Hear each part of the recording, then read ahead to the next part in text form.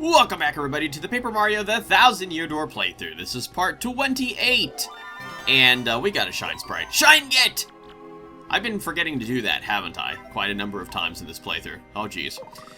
Alright, well, unfortunate Super Mario Sunshine playthrough references that were missed aside, we are rolling into tube form for no reason other than it goes faster to go over here and then down here. Oh, wait, I remember this room. This is where all the booze came out of that suspiciously small box. Unbelievable. How'd they all fit in there? Must have been like a party. Was it, or maybe it was like a clown car, you know how, like a bunch of clowns like can magically fit inside a tiny little car. That must be what happened there. Mr. Softener. Did I mention before how just the Mr. Softener icon just unnerves me? It just doesn't look right. It looks gross.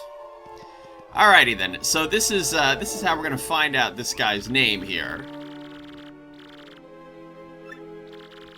It was almost nice. Locking me up in here just because I know his name. Guarding the stupid missing letter. Doopliss. So we finally know his name. It's Doopliss. Also, this was the thing that I was going to mention about at the end of the crows talking. I thought it happened then, but it actually happens here. Squawk! Pretty bird, pretty bird. It's just like, yeah, that's totally, I didn't say anything. What are you talking about? Crazy shadow guy with a random shadow siren with you. I wonder if anybody really knows who the shadow sirens even are outside of, what's his name? The X-Nauts. And, I guess that's it. There it is, the letter P! The lowercase letter P. And a key to get out, because I went over there and for some reason I just didn't open the boxes, you know, those very fancy looking treasure chests with light shining down on them. I just thought, hey, I'll just leave without opening them. We heard you, little birdie. Doopliss, that is in fact his name. So there were a couple of things that I wanted to read about Doopliss that are coming straight here from the Mario Wiki, because again, I ran out of stuff from Wikipedia. Now, there's a couple of things that actually, from reading the Doopliss article, that I found interesting.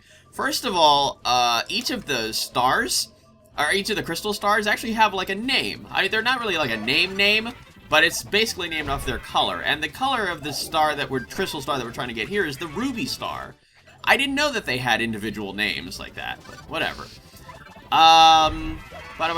There's a couple of things here.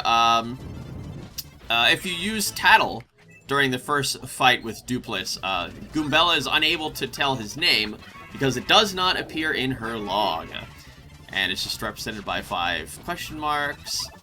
There was another, I can't remember if I mentioned this before, but there was something mentioned here.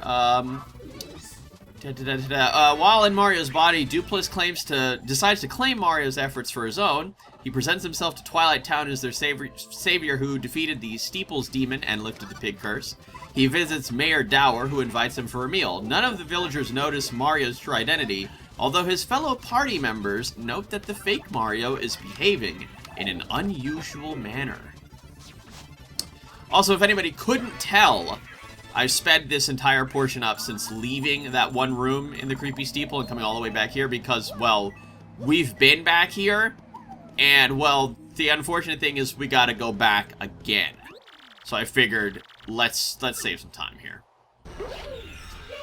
Oh, also the reason for running away from the battles, apparently Mario and Doopliss cannot hurt each other.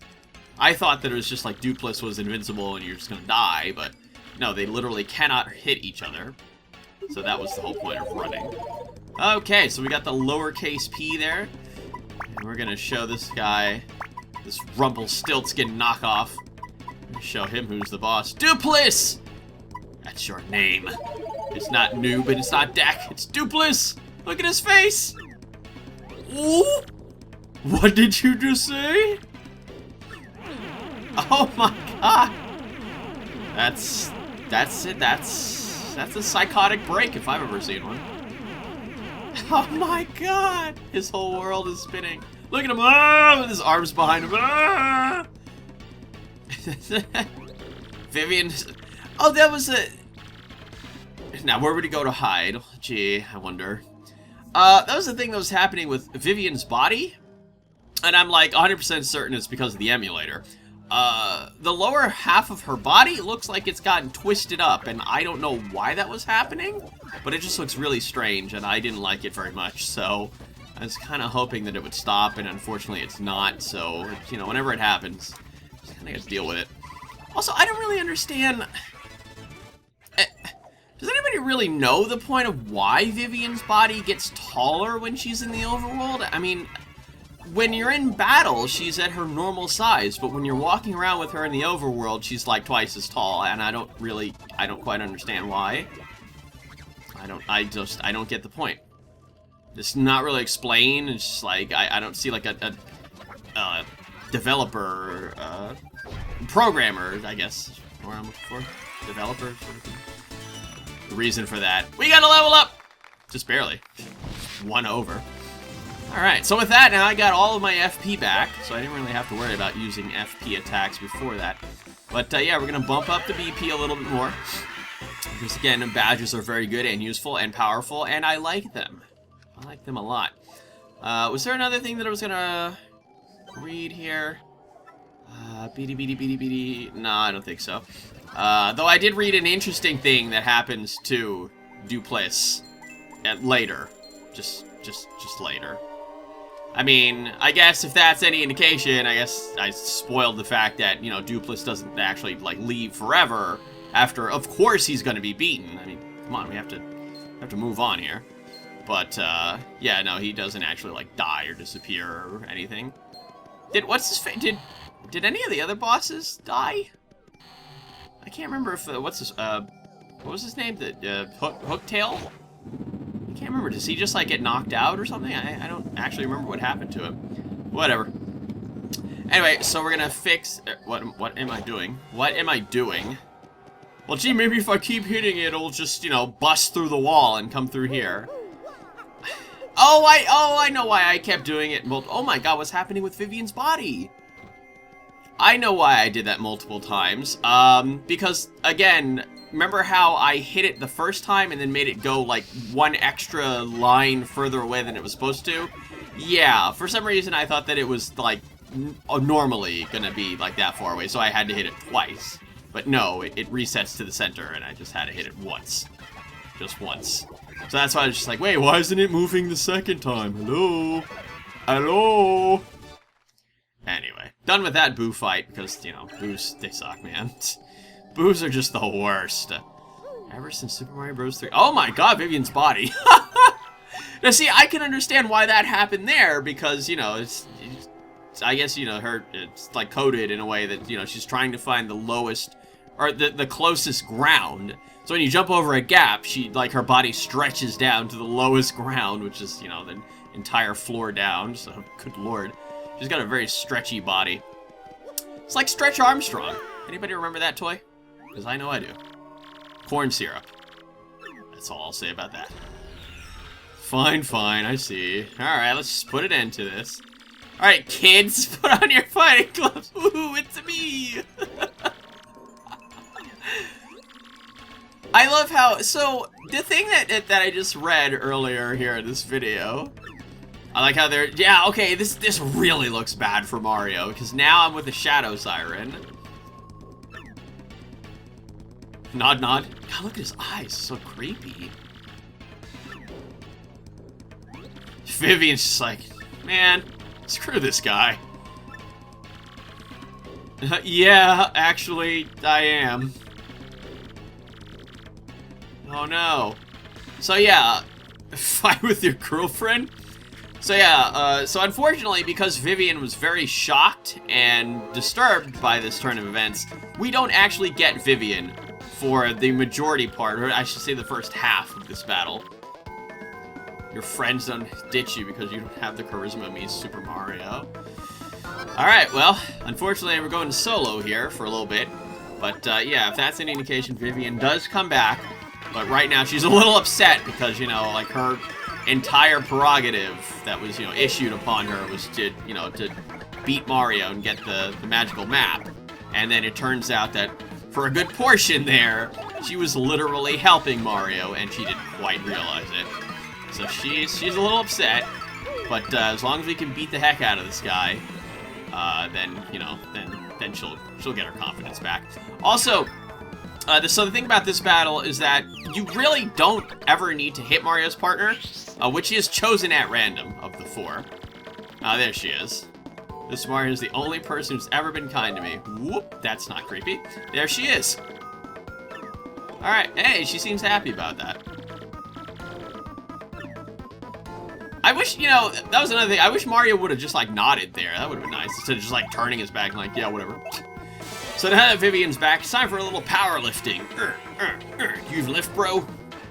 So yeah, power lift, now that I've done it the second time, it's a lot simpler. I'm just looking for those damage ups. There we go. Just looking for those. Just getting them as quickly as I can. I'm pretty sure, like, the most that you can possibly get is 2. Because you really don't have that much time to do it. Yeah, so it's plus 2. But yeah, so like I was saying, partner's chosen at random for this battle, so I picked Goombella this time, because, you know, Goombella is the best out of the 4.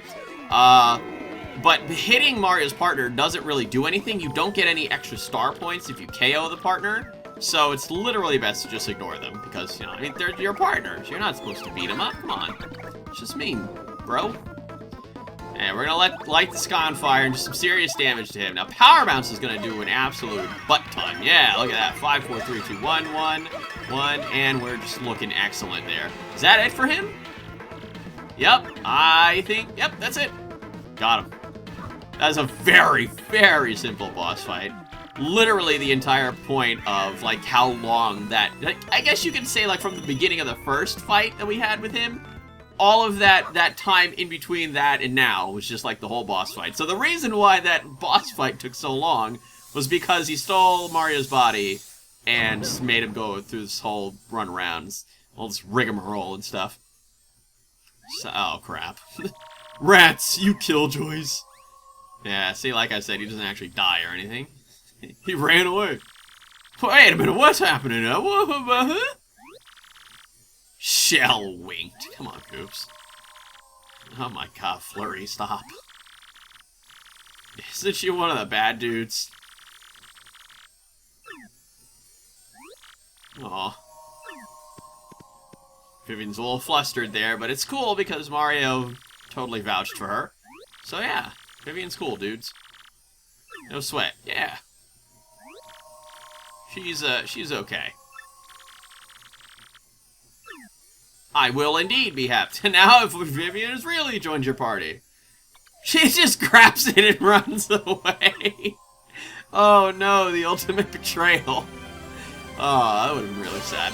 I like Vivian though. I've definitely, like, as far as I've gotten into the game so far, I definitely have been enjoying Vivian as a character. I think that she's really well done. But yeah, that's the end of this chapter. Oh, I gotta get a good stretch in here because, man, that was a lot of hard work. Sitting here and talking about it. Woo! Man, I'm sweating. Alright, so now Mario has 4 crystal stars. That means that leaves a mere 3. Yeah, it's more than half over. With his new friend, Vivian. But what about Bally? That's actually a good, those are good questions. And yes, what happened to Doopliss? Alright, so we're gonna save. Because, you know, save early, save often. I said this before, I will say it again. As many times as I have to. Darn you. Not messing around here. You better save that game. Vivian's so very late. Sorry, she's not coming back. What the? Alright. Well. Oh yeah, so, yeah, like I said, it's from reading the thing before about how Doopliss was taking over Mario's, you know, his efforts and stuff. So yeah, all the people are back to normal, even before the final fight with Doopliss. Oh, so this, okay, so this portion of, you know, the Peach playing cutscenes is actually extremely easy, but it's probably the biggest advancement in the plot. You know, it's just like unraveling a lot more of the mystery of like what is happening, you know, like why they want to unlock the 1,000-year door, what exactly is behind the 1,000-year door. So yeah, and it also reaffirms the fact that Sir Grode is in fact a very, very evil dude. And he has an evil laugh to go with that, I believe, if he would actually, you know, shut up and stop monologuing. There, gak, gak, gak, gak, gak. Oh my god. What, like, how, you couldn't, like, come up with a more evil laugh, come on. You know, I mean, there's the standard, you know, mwahaha, but I mean, gak, gak, gak, that's a whole nother level. Yeah, Peach is getting pretty sassy with Tech over here. Tech's a little conflicted. Huh? What are you talking about? Techgus? You know, it's Woodus, you know, little reference there.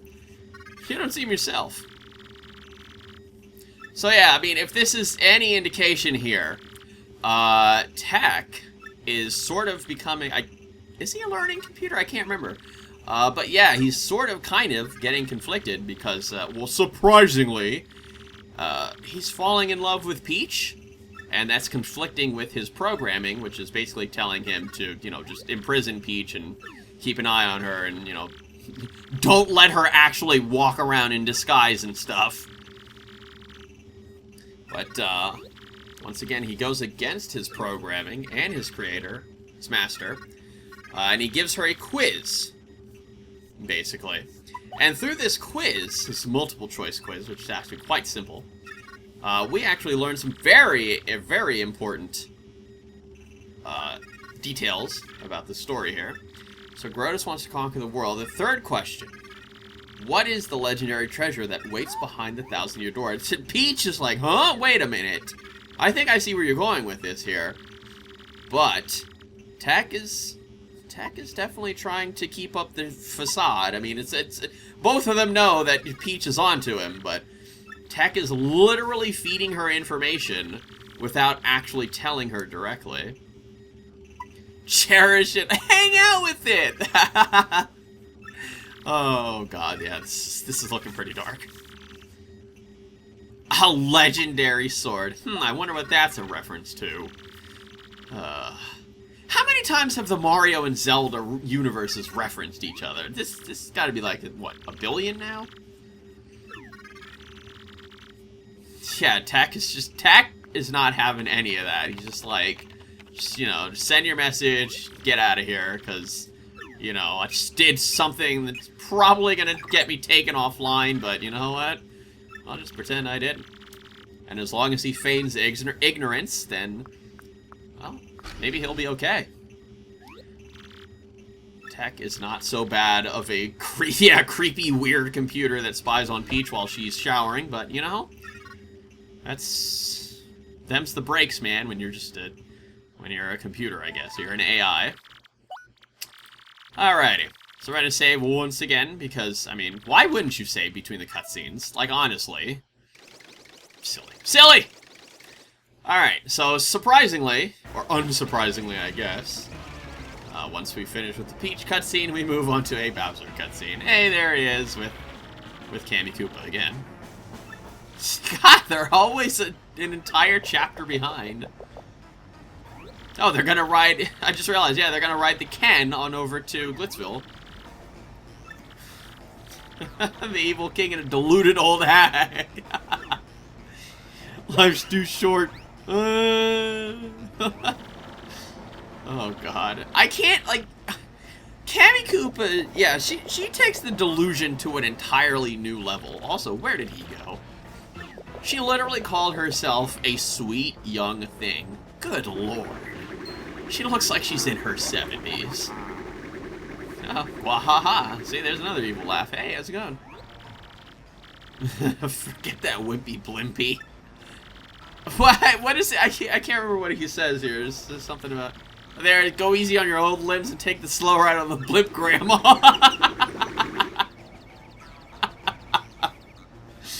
Oh, he flew by her so fast he destroyed her broom.